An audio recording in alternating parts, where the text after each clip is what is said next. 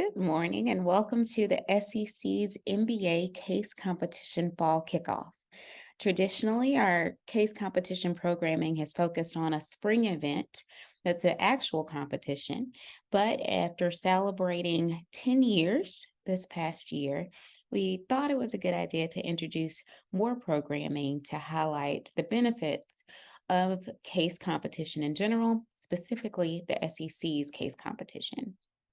The hope is that this is both an insightful opportunity for students who are looking to explore participating in CASE and also an opportunity for current students to reevaluate the benefit of participating prior to leaving their MBA program.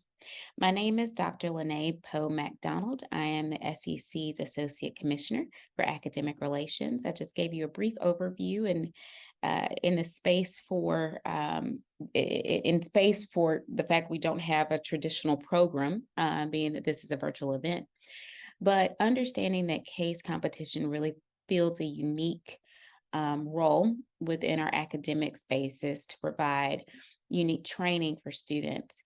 This hopefully insightful panel discussion will provide students and future students the opportunity to hear a little bit more about the great benefits that come from both pursuing an MBA and case team participation. I have the pleasure of introducing Carly Eskew. Carly is a former case team participant, I believe case team from Florida in 2014, and she is now Director of Graduate Career Services at the University of Florida. She's also one of the advisors for case team for the University of Florida.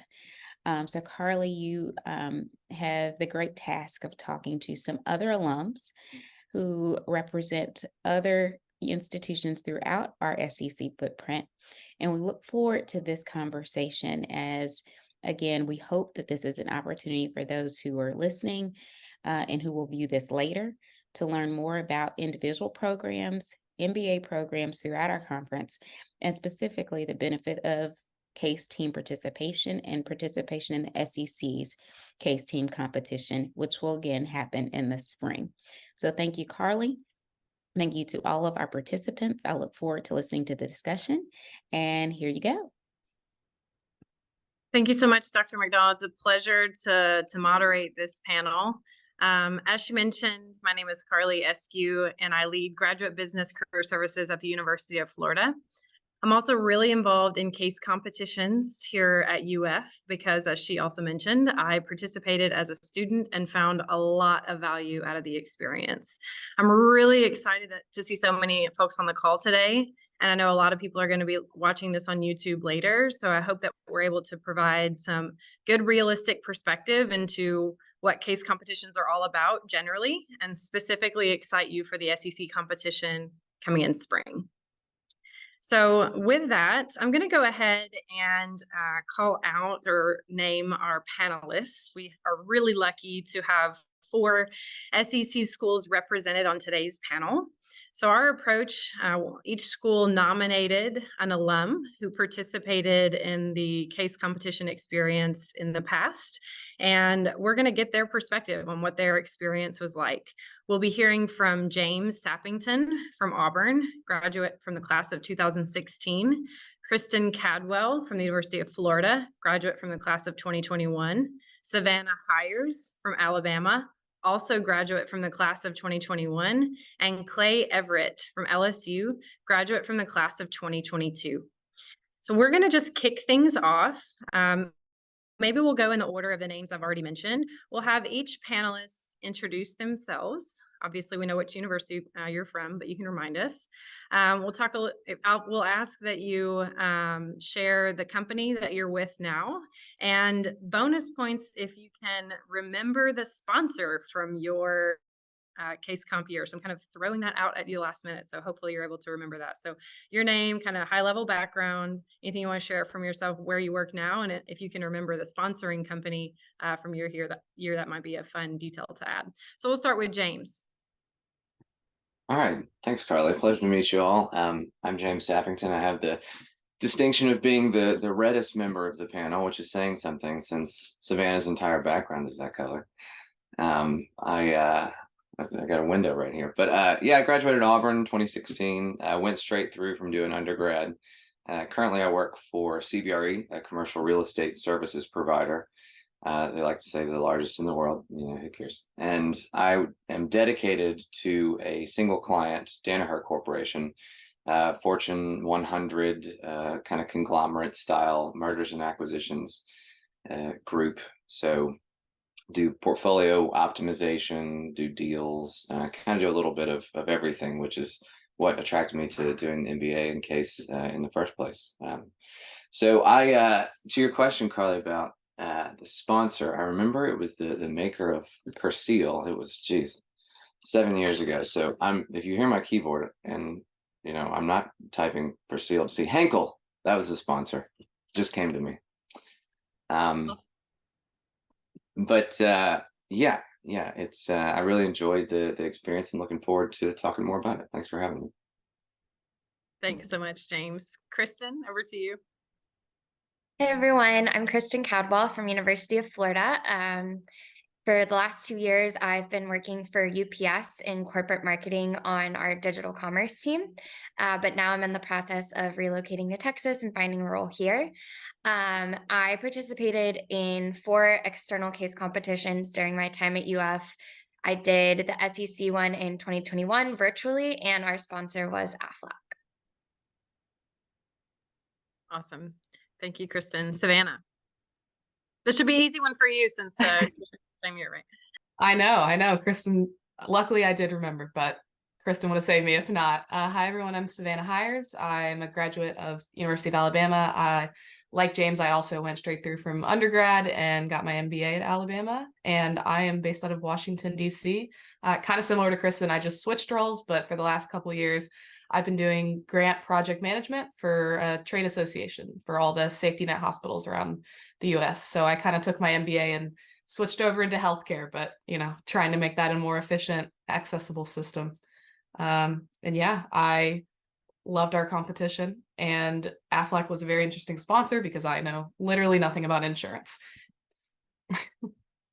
Awesome. Thank you, Savannah. And now for our most recent alum, Clay Everett from LSU. Hey, everybody. Thank you all for being here today with us. My name's Clay Everett. I am so excited to be here today to represent LSU. I'm a JD MBA, so I'm getting my law degree as well. So I don't have a job currently. I'm still in school, my last year finally. But just super excited to be here. I've gotten to do case competitions on the business school side and the law school side, and I can definitely say that the SEC MBA case competition is so unique, so fun, is such a great experience. And I actually have my cup right here, so I can't forget who our sponsor was. We were Valvoline in Kentucky. Super cool sponsor, super fun problem. So just super excited to be here to get to talk about that experience a little bit. Awesome. Thank you so much. So the structure for the rest of the panel experience, I'm going to have a few questions that I'll put forward for our panelists to respond to, and then just ask that for our current students on the call, if you might be thinking of some additional questions that you want to put forward, we'll ask that you put those in the chat later, and we'll be making sure that we try to respond to those. So thanks in advance for your attention, panelists. Thanks in advance for your insight. And I'll just start with a few general questions. So some of you started to answer this already, but my first question is, why did you decide to do the SEC MBA case competition? James, I'll pick on you because you're already off mute, so I'll start with you. I love it. Yeah, that's great. Yeah, why did I pick to do it? Because I've always been like a serial experience guy. So anytime somebody's like, "Hey, do you want to?" Then I'm saying yes before the question gets out of their mouth, which is not the most considered response. Ideally, you'd want me to say that I researched it and fell in love with it before I ever started. But in reality, it's saying yes to stuff, and of course, I'm glad that I did. I recognized that it was going to pull a real world application into what I was learning in the class. So that's why I was like, I think this is probably a wise choice for me. Looks good on a resume, all the stuff you've heard before. Yeah. Awesome. Thank you. Kristen, how about you? So I initially got pulled into case competitions by another classmate at UFMBA, but after our first one, it was so fun. Like I couldn't wait to do more. And SEC got canceled my first year of the MBA because of COVID. So the second year, I knew that we had to put a team together and do it. I mean, it's a once in a lifetime experience.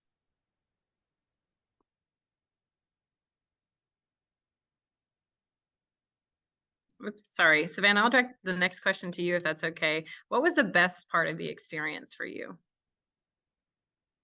Yeah, so our team kind of at Alabama goes the format of we get sort of picked or drafted by our advisor, and I was lucky enough to get paired up with 3 of my closest friends, but we had never really worked on a project together, and that was just by and large the best experience, learning like what kind of team I would work best with, and also getting that experience with a couple of my best friends was just awesome. And I feel like I probably learned more about myself preparing for that competition than I had in like the last 6 years of my education. It was fascinating, but also my friends and I still talk about that and how ridiculous it was staying up 24 hours straight together, and just the memories we made doing that. It was good. Awesome. I'll go over to Clay next with the same question. And then panelists, if you want to jump on a question, if you'll just bring yourself off mute, I know you want to be sure and add your insights as well. So Clay, what was the best part for you? I think for me, it was just the whole learning experience. You know, you're kind of tossed into this chaotic environment where you're spending 18 hours working on a problem. But I think, you know, like she said, I learned so much about myself. I learned so much about business, about, you know, putting together a presentation, about meeting deadlines, about working really hard. So I think it's just such a great learning experience that you can then take and use in the real world. Awesome. James? Yeah, I think Clay touched on the team aspect of it. I think that means a lot to me as well. I didn't know a lot of the folks that I was starting with. I was an underclassman first year, and then the 3 of them were all second year. So or actually, no, we half and half. I'm sorry, but I didn't know any of them particularly well. So it was nice to actually plug in with them, see what they had learned from their experience in the MBA program as a whole, and just kind of buckle down, get in the trenches with folks. And I'd be lying if I didn't say that my probably all-time favorite part was eating like a 28-ounce tomahawk steak after we got our teeth absolutely kicked in by Alabama. It was the most delicious thing I've ever had, and I think I ate Jim's too. Jim Parrish, advisor, graduate program director at Auburn, who's on this call, and a dear friend, did not finish his, so I got to. Kristen? Yeah, so I'll give you 2 because I couldn't talk about case competition without talking about the fact that my now fiance and I got to know each other being on a case competition team together. So that was pretty great. But I think the other piece is there's nothing like the feeling of being in a room with, you know, 3 or 4 other people who are super intelligent, super smart, and you're all just kind of like brainstorming and throwing out ideas and building off of what each other is saying. It's just so exciting and fun. And I mean, there's truly nothing else like it. Awesome. I'll put forward the next question about kind of the actual content of the case, and we'll kind of switch back to your some of your impressions. For those who haven't participated in a case competition before, I think generally speaking, it's fair to describe it as sponsoring, typically private sector company, puts forward problem, team has X amount of time to define a solution, put that forward and convince the judges that it's the best idea. Can you share what you might remember about your prompt, and bonus points if you recall what your team's idea was? I should make Clay go first since it's most recent, but I'll go with whoever wants to jump off mute. Yeah, I can go first. So we were Valvoline, and I don't remember the specific problem, which is probably bad, but it was actually a pretty open-ended problem. So it wasn't something that was super specific where we needed like a super specific technical knowledge. I think it was more like, you know, the automotive industry is changing. Valvoline's an oil change company. Like, how are we going to adapt in the future? I do remember our team's idea. It was battery swapping, which is a crazy thing that's being done in China. I think it was a little bit too innovative for the time when we were presenting it.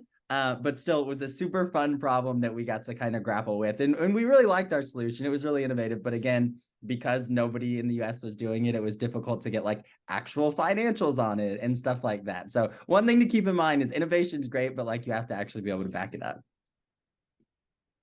Good advice. Thank you for that. Savannah? Yeah, I can go next. So as Kristen mentioned, we had Aflac, and the prompt was specifically like, should they stay focused on their market in the US and expand product-wise, or enter into a new country offering services they already have? For anyone who doesn't know, Aflac is only in the United States and Japan. So it was this weird, like, why are they only in those two countries? And we spent weeks and weeks and weeks prepping to pitch a new business. We were like, no way they're going to ask about going to another country. That's ridiculous. Why would they do that? And then the 24-hour period came and we were like, they should go to South Korea, and pulled a 180 on our idea and still stand by it. The market, all the stats, everything was like almost identical to Japan in the insurance market. But it was, I could not believe how much work we put into so many other ideas just to then realize like we hadn't thought of it the right way, and actually being comfortable like trashing what you had been working on and going with what you think was the best solution. I also think, similar to Clay's answer, it was maybe a little too ahead of its time. I mean, we still did well. We got second, but I don't think they wanted to hear that they should go into a new market. Personally, I think they were like, can we stick to what we know in the States and maybe just expand business wise? But it was so fun. I know way more about insurance than I did in the weeks leading up to that. I love to see the persisting conviction behind the idea years later. This is great. Oh, and they really should. And if they go to South Korea, y'all know it was the University of Alabama that told them that, if you ever see it in the news. Kristen? Yeah, so obviously I had the same case as Savannah. So our recommendation was that Aflac should stay in the United States and expand to offer parametric insurance to gig workers. So like basically offering insurance for people who like drive for Uber and DoorDash and don't get insurance from their company. The judges liked our recommendation. They liked our presentation, but I think we kind of missed like some of the big trends in the insurance industry, because the team from our category that ended up moving forward talked a lot about like mental health insurance and coverage for services like that. So I think we may have missed some of the big trends on that one. Great. I love the tips coming out through this as well. James? Yeah, no doubt. Our group was, like I mentioned, a consumer goods group in which I had no interest and maintained no interest. So that was, it's good to, have to put yourself in a position where you're like, all right, I got a marketing degree, but I remember whenever we were doing like, consumer stuff, like you got to have a blue bottle, because if you have a blue bottle, I checked out. But given that it was 6 years ago and 3 kids ago, I won't be able to get your bonus points, Carly, on what the problem was. But I think it had to do, there was this lovely European lady, and one of their product lines was Persil. First, I don't know how you say it. I remember her saying Persil, like that sticks out in my head. So I think it had to do with the launch of like a European brand domestically. But don't hold me to it. I'll buy it. I appreciate that. Awesome. Okay, so you did more than I didn't mean to talk over you, Carl. I was going to say, then you did more than the judges did, because they weren't. Literally, I'll purchase it. Okay. So I already asked what the best part was. What was the hardest part or the worst part? Yeah, I guess I can go first. I'm gonna say hardest part, not worst part, because I don't think there was anything that was super bad about it. The hardest part is just it's such a high level of competition. You're likely the best of the best at your school. You're going against the best of the best at all the other schools. If you're there, you at least have some sort of competitive nature. You want to represent your school really well. You want to win. You've done a lot of work beforehand, but you get the case at like 8 a.m. the day before you have to present. So the hardest part is you have to work that entire day to come up with a really complete product that you're proud of, that you're then going to present at 8 a.m. the next morning. So I don't know about everybody else, but we didn't leave the University of Kentucky until like 2:30 in the morning the day that we got our case. And I think that that's really common. You have some people that don't go to sleep at all. We at least got a couple hours. but that's the hardest part. But again, I think that just helps you kind of to grow as an individual and grow as a professional. So while it was difficult, it was fun, and I think it made me a better person. I can go next. So I think one of the things about SEC that's different from a lot of other case competitions is that it's 24 hours. All of the other competitions I did, you had like 2 weeks to a month to kind of sit on the problem, revisit it. And so a big thing is like when you start to get frustrated working on this problem, when it's a 24-hour case, you can't like walk away from it and then come back tomorrow and be like, okay, now I'm ready to look at it with a refreshed mind. So I think that was the hardest part, was just like solely focusing on this one thing for 24 hours, because that's all the time you have.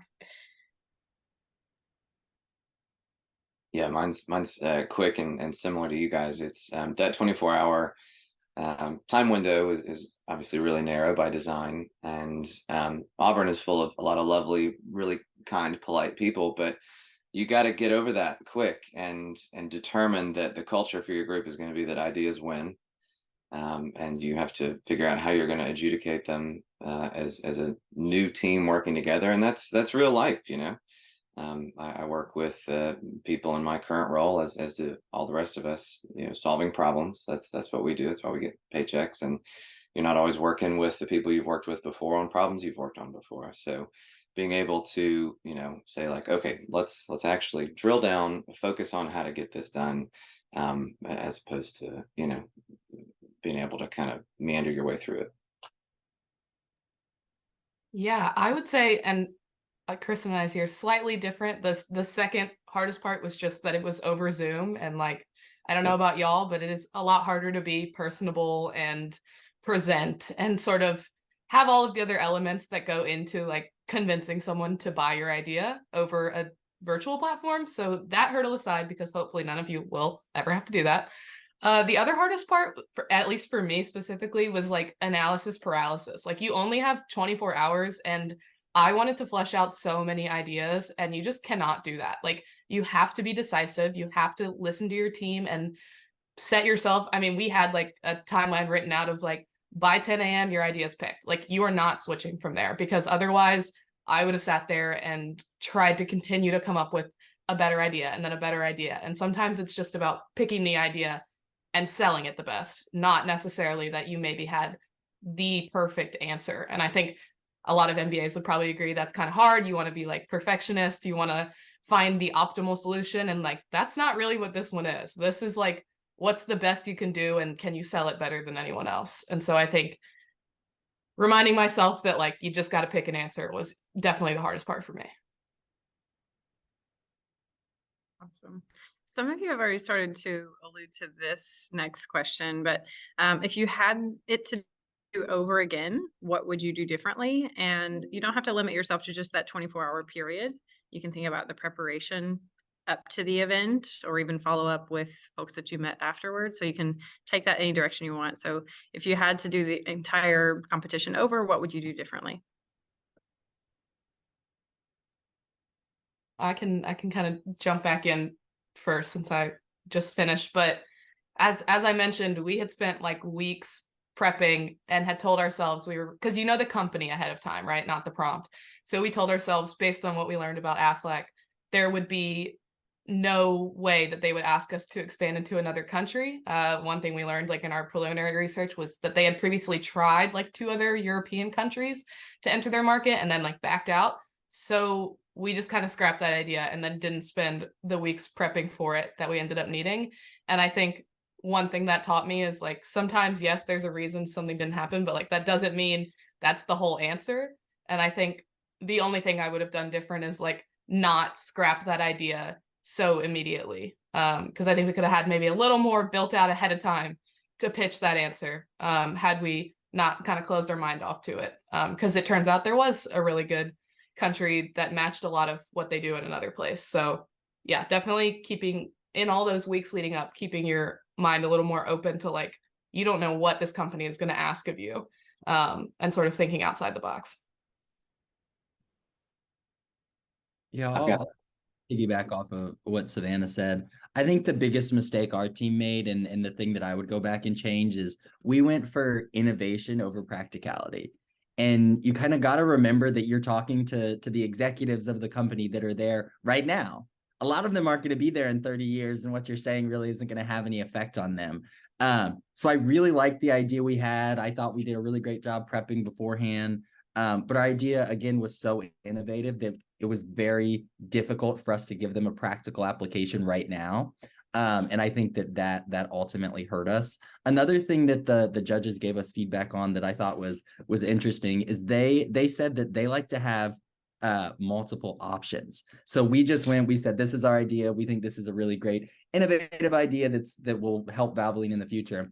But we only gave them one idea. So in the feedback, they said, if you could give us like a 5-year plan, 15-year plan, 25-year plan. So then you could have that practical application for the 5 years, and then you could give the innovative idea for the 25 years.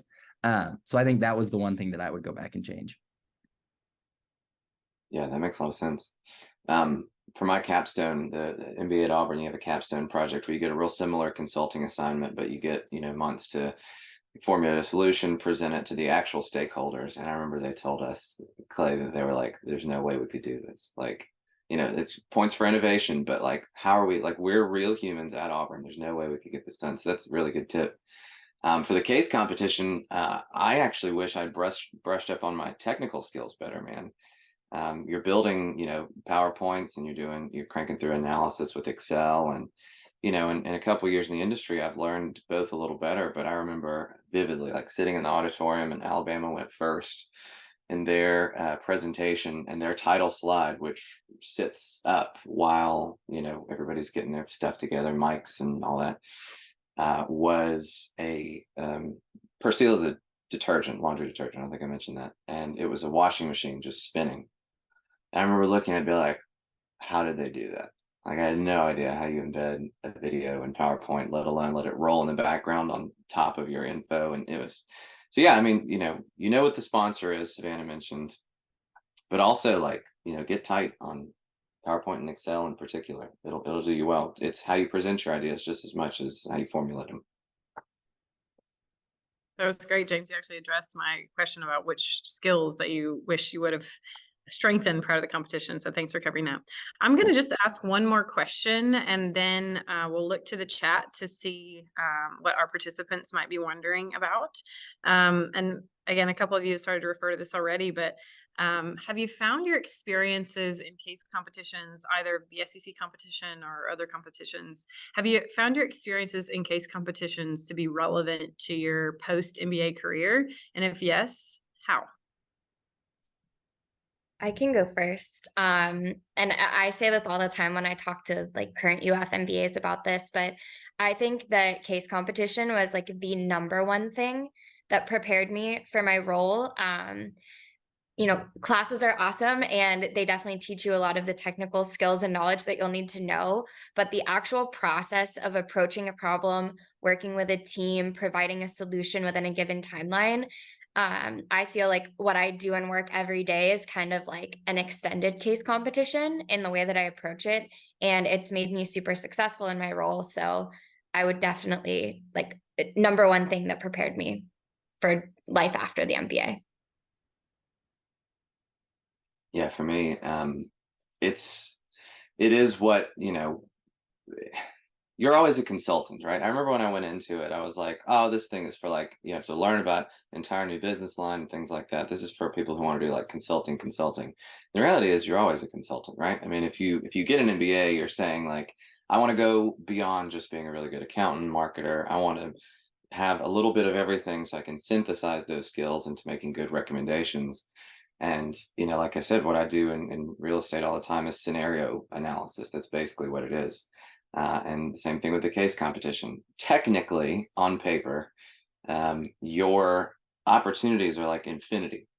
If I'm looking to relocate a site, I could relocate it to like Antarctica. But then how do you get your technically infinity ideas down to the 3 best ones, and then continue to parse them into one solution you present to a stakeholder? I'm 6 years later, I'm still doing case competitions every other week. I'll attest to that too. I participated in the competition the year right before James and I. You would think that there would be diminishing returns from the experience, but I will say it's been very consistently applicable for me as well. Savannah, Clay?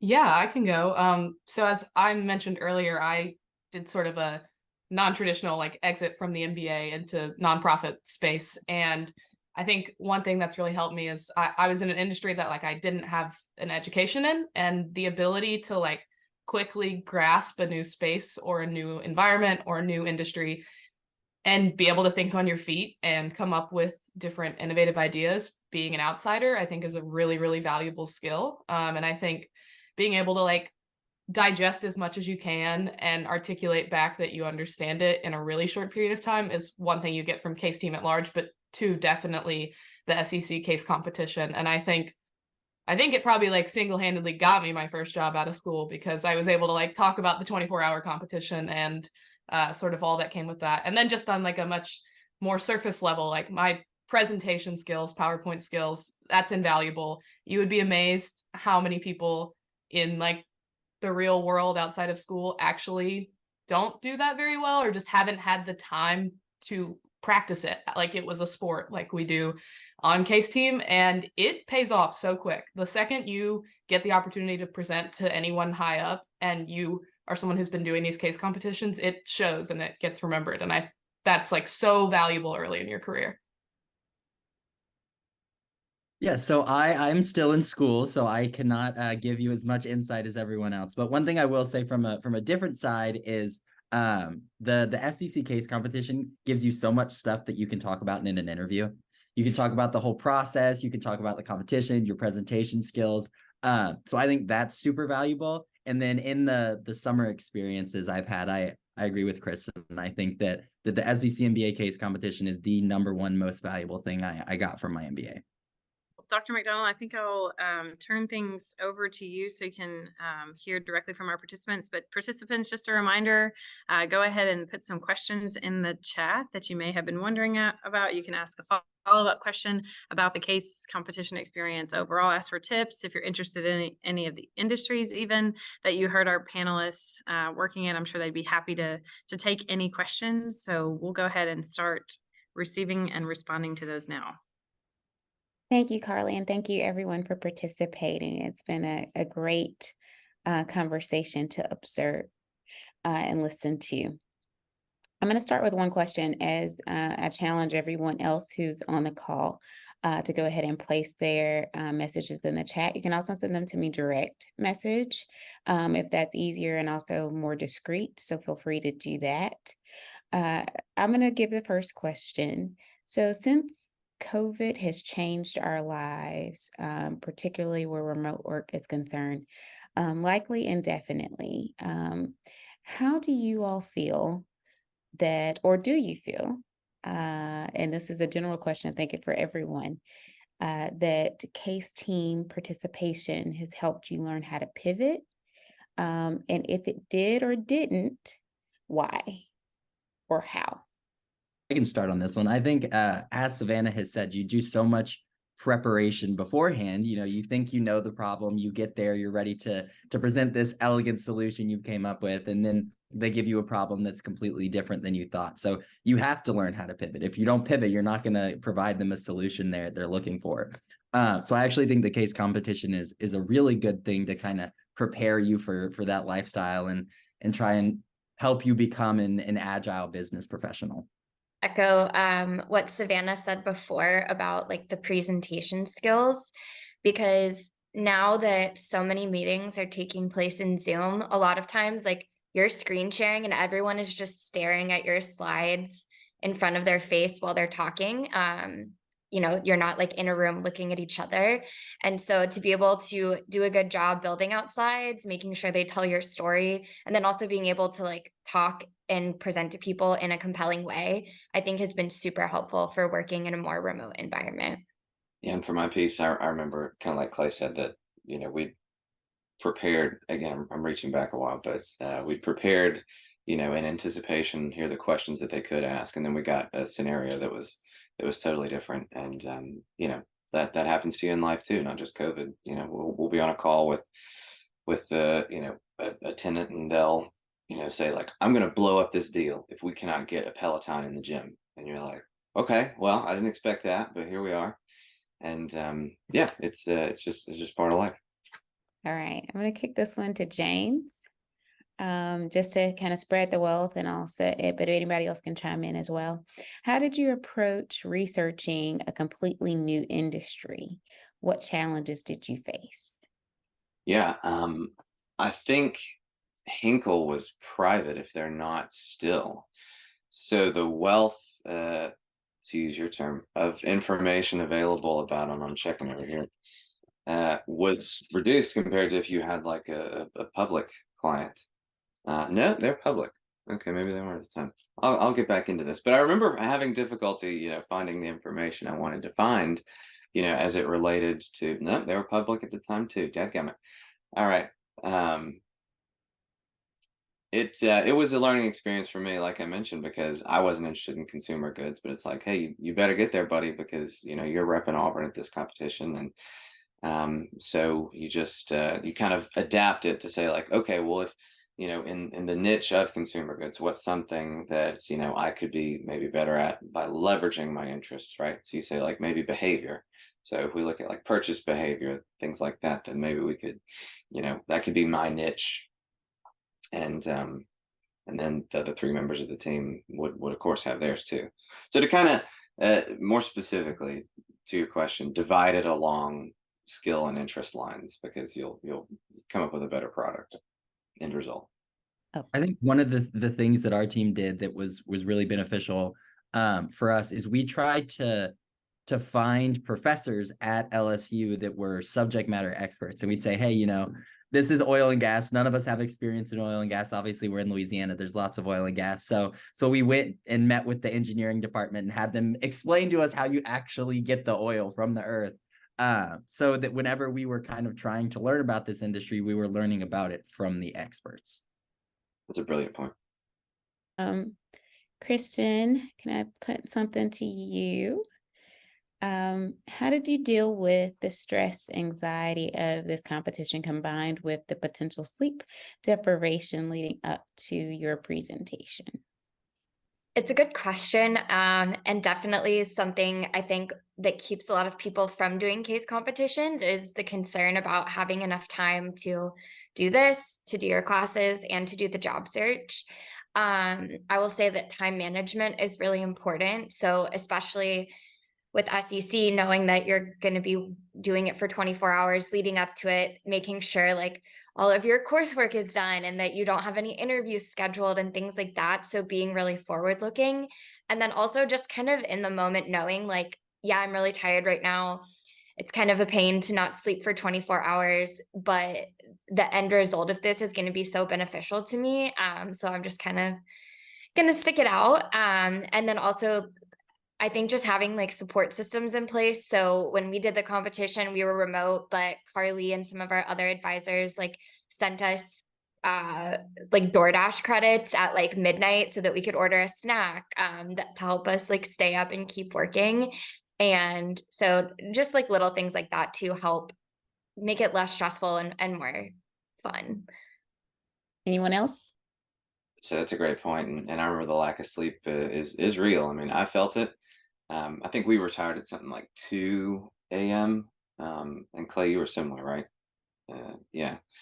But I remember seeing some people that had pulled all-nighters, and boy, was it apparent. I mean, get some sleep. If you're considering case, competition, I'd say get 4 hours if you can. I wasn't a coffee drinker then; it would have helped. But I was watching some people present that were struggling. They were on another planet. So it's a balance, but don't neglect it. All right, I'm going to kick it to Savannah this time. Do you prefer a team structure that has siloed rules by skill set, i.e. finance, deck building, strategy, marketing, etc., or a more collaborative space where everyone blends ideas together? And I think this probably is a good one for everyone to at least touch on. Yeah, definitely. So a lot of, at least Alabama, our case team strategy goes into like who we put on the team. That's a really big part of it. You can all be four individually crazy smart people, and if the team hasn't been sort of choreographed to work together, it does not matter. Like, it will never work.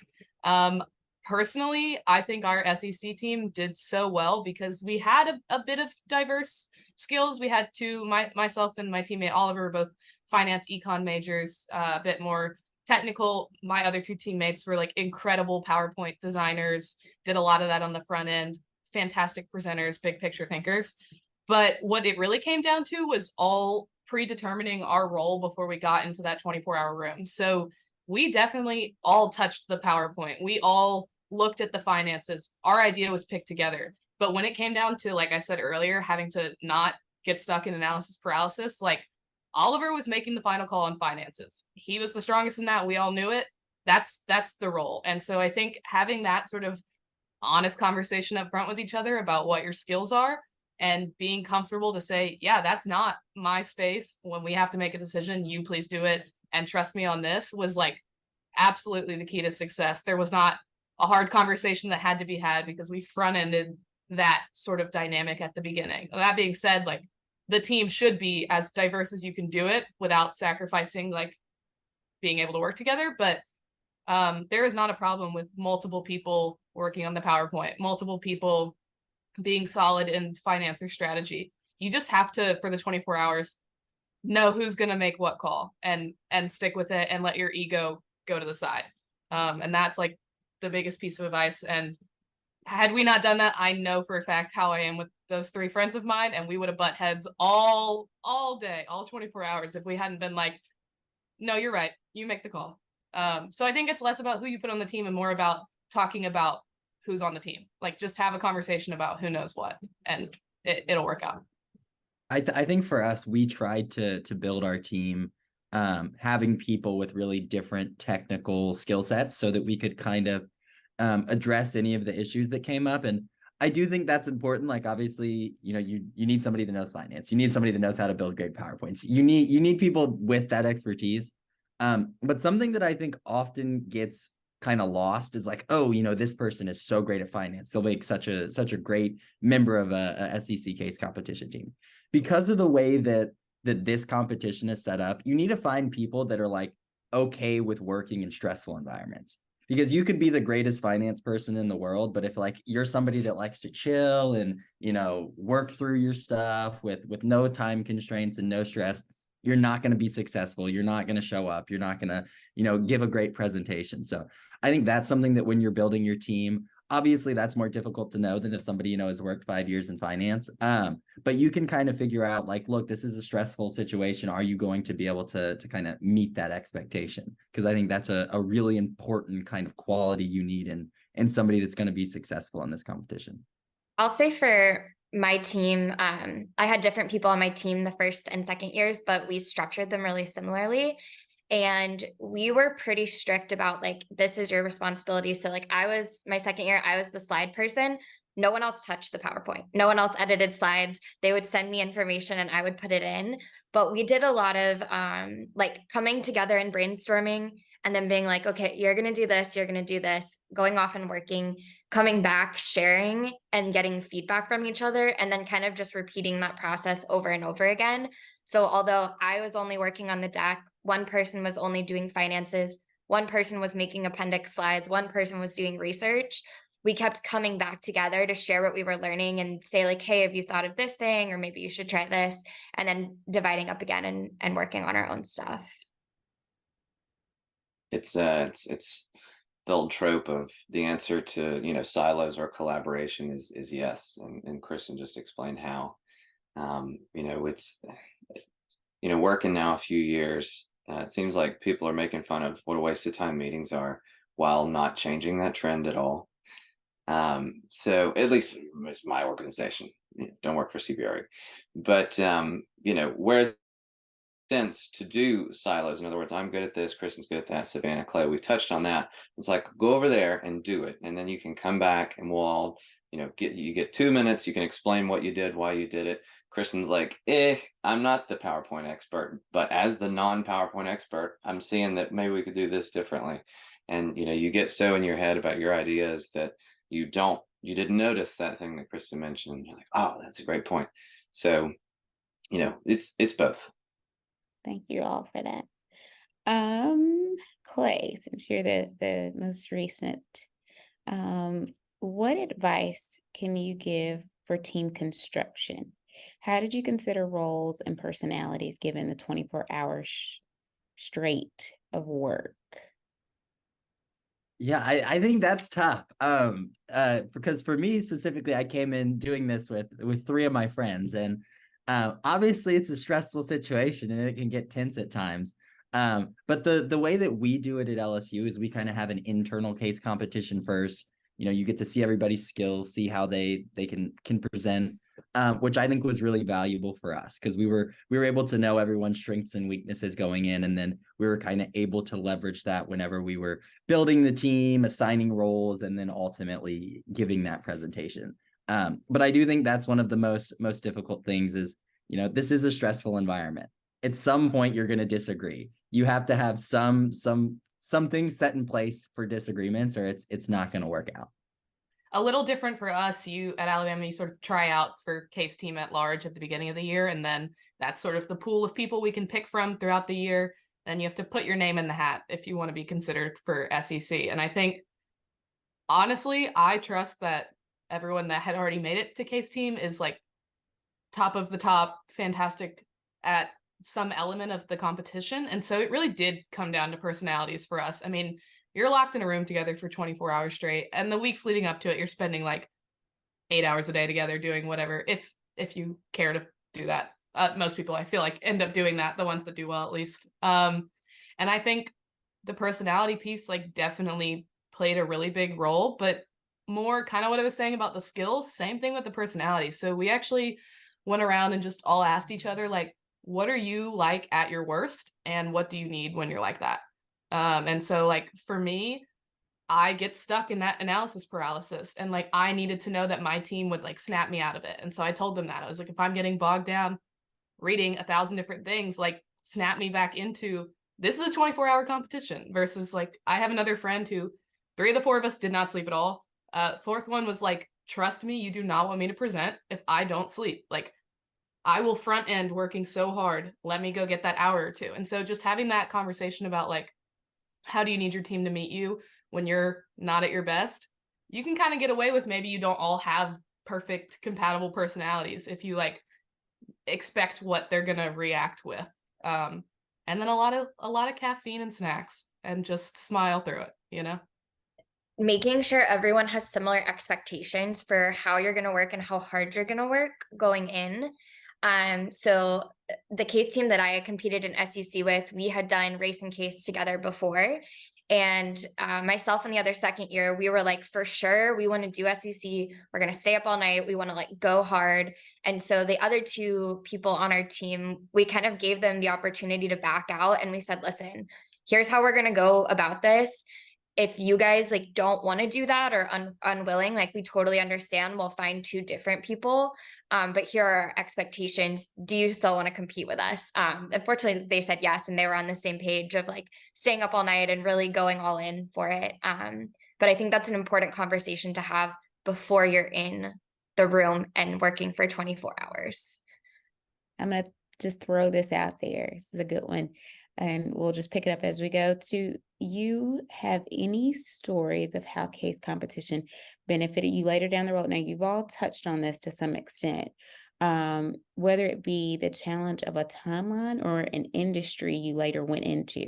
So I'm going to focus that question a little bit because I do think that you all have given kind of a general overview. Outside of your career trajectories, how do you feel like case competition has benefited you after your participation? Like you said, Lene touched on it a bit, but it's scenario analysis, man. It's my favorite word. I use it in job interviews. Like that's what being an MBA is. That's what case is, and that's what the industry is. If you're in a management position, here's what we can do. Here's what we should do. Here's what we're gonna do. So it's as simple as that for me, at least. It's sort of outside, I guess, my like technical job that I do every day. I think one of the biggest skills I got, and I know I've talked about the team dynamics a lot, but I think I am like 400 times the communicator and team player that I was before I ever did this. And I think that reflects in personal and professional relationships. And I think the ability to express to people and put your ego aside what your strengths and weaknesses genuinely are to make up a good team is so important. And I think I have noticed a lot of my friendships even get better in my ability to be like, this is maybe not me at my best. Expect me to behave like this. And, you know, or hey, I don't know how to do this thing. Can you assist me with this? And being able to put all of the other stuff aside, I think has been so valuable. And I think in my organization as well, it really helps when I can be like, yeah, you should not let me be like an editor of this paper. Like I can write the paper, I can come up with the ideas, but like I'm not going to catch every detail. And that's something about me that I learned from doing these competitions. And I'm okay to say that. And like I know what my strengths are. I think it's so valuable, and I think people like really appreciate the honesty about where you are and knowing what you're good at. And sorry for my puppy now barking. For me, it's like being able to become an expert on something you don't know about in a really short amount of time. So when I started out of the MBA working for UPS, I didn't know anything about logistics, and I was on our digital commerce team, and I didn't know anything about that either. And so coming in, I was able really quickly to like do a lot of research, understand a lot of the trends and different things that were going on, and then speak about it pretty knowledgeably in my work. And that definitely made me stand out in the first few months of my role, was how quickly I was able to get up to speed and talk about what we were doing like I actually knew something. And what do you think is the best way to address your experience in the case competition in job interviews? Well, I just had a job interview yesterday, so I think I'm probably the best person to talk about this one. For me, I think it's so applicable to so many different things. It's like, tell me a time where you succeeded in a really stressful environment. Okay, well, one time I had to put together a 20-minute presentation in 24 hours. Or tell me a time where you had to work in a team. I think there's so much that you can talk about, just because this is such an intense environment where you learn so much. I also think, we're all MBAs. Everyone wants to get into a leadership role. Something that I've had come up in interviews is, tell me about when you've had to present to people high up in a company, to executive. And it's like, well, one time I presented to the entire C-suite of a couple $1 billion company. So I think that there's a lot that you can really leverage for an interview that the interviewer really respects, and it looks really good for you. Great. It's good for both qualifications and those kind of like scenario questions. Tell me about a time when's either, proactively say like, I presented in front of these people, or, when they ask you, to tell you about a time, there's a host of examples to pick from, because you go through, sounds so cheesy, you go through so much life in that 24 hours, so many relationship dynamics, interpersonal struggles, and views within that, it makes a lot of good answers, a lot of good material fodder for answering those questions.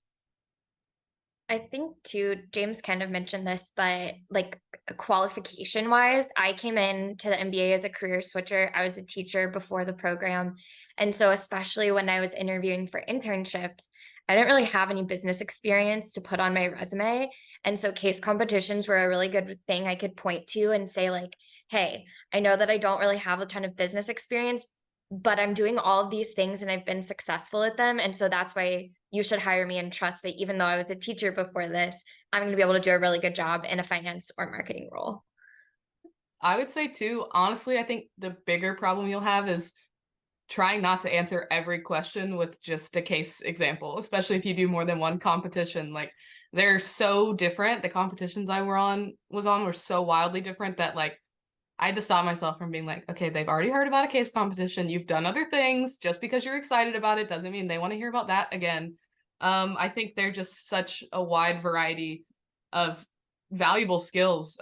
So I would honestly caution against using it in literally every answer, because it will happen, especially if you're someone who, like all of us on this panel, get really excited to do this. You will accidentally answer every question with a case competition. And you're like, actually, I have other skills, but this is my favorite one. I don't think I have other skills. And last question, I'm going to start with Carly. So Carly, you were around pretty much at the beginning of this program, and you now are in a role that allows you to still be very much involved with this program. In the next 10 years, what would you hope to see from the SEC's case competition? And I'd like all of you all to touch on that a little bit, if possible, before we close it out. Oh, that's a great question. You know, I think my answer has to do with reach. So the competition is so exciting and plays on the competitive nature built into all of us as current students or graduates from SEC MBA programs. But at the end of the day, each one of our schools can only send one team. So there are only 4 graduates every year who can say that they've been to the final round. So at Florida, we do something similar to what Clay mentioned about LSU. We have internal competitions. We hold a tryout for the SEC competition. So certainly many more of our students participate at the top of the funnel for the SEC MBA case competition. So many of our students get to glean some of the benefits from it. But I'd love to see that extend or become more consistent across the SEC schools. So it's just not those 3 or 4 students who participate. And then even at Florida, or schools similar to us where we have pretty robust tryout processes, how can we possibly get students observing more of the competition? We can't take our whole program to the hosting school every year, but how can we just get more students involved in the process every year, even if they're not selected to be that final round team? And spoiler alert, we've already been having some of those conversations as faculty and staff members at the SEC MBA programs. But I think for me, it's just there's something really special here, and I know that as a former participant and now as an administrator. So how do we expose more students to that experience? Maybe even particularly those students who are not interested in it, who are not on this call today, who will never go back and watch this recording. How do we get their buy-in earlier? Because those might be the students who need it most. You started with the most qualified answer. I got nothing to add. It's a lame cop-out, but that was the most thorough thing I've ever heard. Not to detract from my fellow panelists. I just have nothing in. Yeah, I'll go really quick, and then I actually have to jump. But bit out of left field, and maybe this is just because this is what I do in my field, but I would really implore the SEC case competition to consider more like social causes, ESG, whatever it might be. I think we have a pool of some of the most talented young professionals all focusing their energy on one thing, and it would be really cool to see that directed towards maybe areas or nonprofits or companies that can't afford to always sponsor it or get those resources or issues that are demanding more attention than they currently get. I think it'd be really cool to see some of that energy directed in spaces that don't traditionally get it. And with all the brain power on this call alone, I'm sure some really innovative ideas could be brought to areas that don't necessarily have the space to finance them. Just hope it doesn't change at all. I think it's such a fantastic event. I think it's put together so well. I think it's so unique in that, you can only do it one time. You're the only people from your school. Every SEC school is there. There's 24 hours. I think everything about it just kind of helps you learn, helps you grow, and is so unique to just this competition that it's perfect and it doesn't need to change. So my answer is a little bit related to Carly's, but one of the things I enjoyed about doing case competitions during COVID was that when my team competed for Racing Case, we actually had a link that we could send out to people to watch us compete and present in the final rounds. And so I got to send it to my family, and finally, instead of trying to explain to them what I do in the MBA program, they got to watch me and my team present our recommendation. We had a bunch of staff from UF, we had fellow students and classmates watching us. And in a way, case competition is a sport. And so getting to have your fans watching you and sending you messages in Zoom afterwards is really fun. And I think I would like to see that for SEC as well. Awesome. I have one more question if it's all right, Dr. McDonald. Yes, of course. Kristen, congrats on your engagement. Thank you very much. How has case competition prepared you to be engaged? Um, you know, being that we really got to know each other during case competition, Oh, sure. Yeah. at our worst, maybe in a room, um, with limited sleep, limited food, kind of like getting on each other's nerves. I feel like if we were able to make it through that, we can probably make it through anything in a marriage. Yeah. Wait till you guys have your first kid. Limited sleep, limited food's going to be your bumper sticker. Yeah, so I feel like it prepared me really well, actually. Awesome. Yeah, that's great. Well, congrats. That's I'm excited for you. great. And congratulations. And who knows? Case team can double for marriage counseling. Um, well, thank you all for your time. Carly, extra special thanks to you for preparing for most of the questions and for the conversation. And obviously Savannah had to drop off, but Kristen, James, Clay, thank you all for your time. We are grateful that you all are part of the SEC, and we look forward to seeing all of you all who are participating on the call as current students, trying out on individual campuses, and hopefully we'll see you, if not this upcoming spring, the next one at the SEC Case Competition. Our next competition will be in April in Starkville at Mississippi State University. So, it's a good time to say, let's do case, because you get great cheese and ice cream if you come to Starkville. So thank you all for your time and have a lovely day.